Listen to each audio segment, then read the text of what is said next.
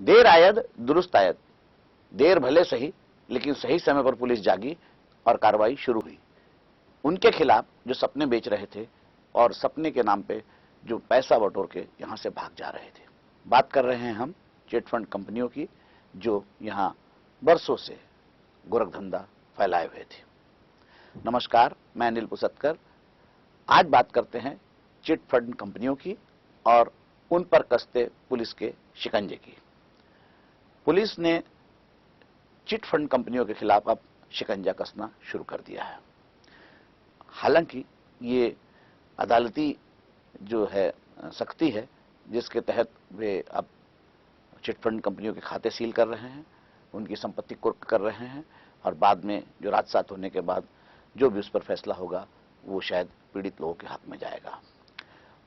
पीड़ित लोगों के हक में हम हमेशा आवाज उठाते रहे हैं। चिटफंड कंपनियों के गोरख धंधे पर अभी तक न्यूज बार बार समाचार दिखाता रहा है और बार बार उस पर कार्रवाई करने की मांग करता रहा है। आज जो चिटफंड कंपनियों के खिलाफ कार्रवाई हो रही है उसके लिए सभी पीड़ित परिवार की ओर से अभी तक न्यूज सरकार और पुलिस को बधाई भी देता है। लेकिन उसके बाद भी एक बड़ा सवाल खड़ा रह जाता है कि क्या इस कार्रवाई के बाद सपने बेचने का गोरखधंधा बंद हो गया है?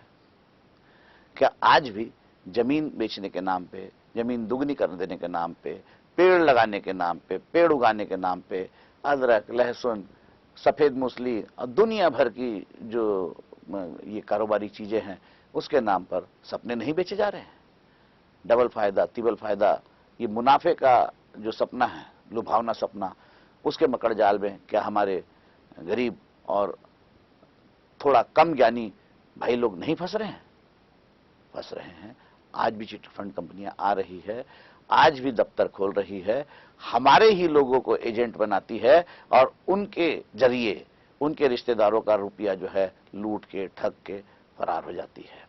बाद में हमारे जो शिकार लोग हैं, उनके शिकार लोग हमारे ही लोगों को पकड़कर तंग करते हैं और कहते हैं कि हमारा पैसा लौटाओ। तब तक कंपनियां फरार हो जाती है और फिर वो शख्स जो अपने रिश्तेदारों का पैसा वहां इन्वेस्ट कराया हुआ होता है वो परेशान हो जाता है। आखिर उसको राहत कब मिलेगी? उसकी क्या गलती? उसने सपने दिखाए, उसने देखे, उसने सपने लोगों तक पहुंचाए और उस सपनों के जो मकड़ जाल में फंसकर जो फंसा वो बर्बाद हो गया।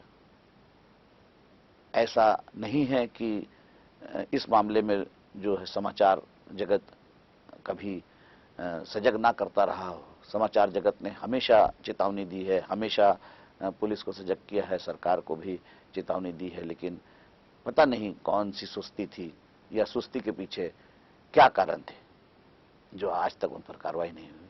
खैर, सही कहा है किसी ने, देर आयद दुरुस्त आयद।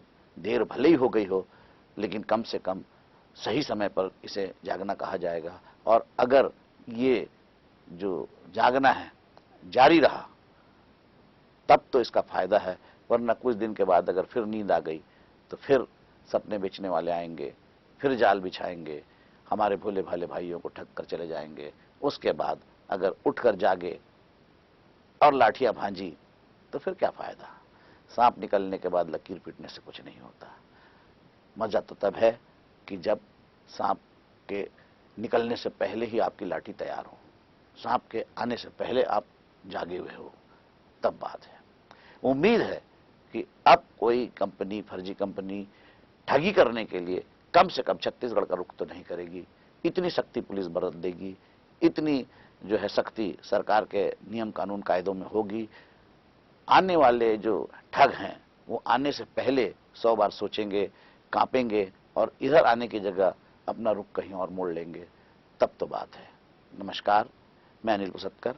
आपको ये कार्यक्रम कैसा लगा बताइएगा जरूर। मेरा नंबर है 9425203183।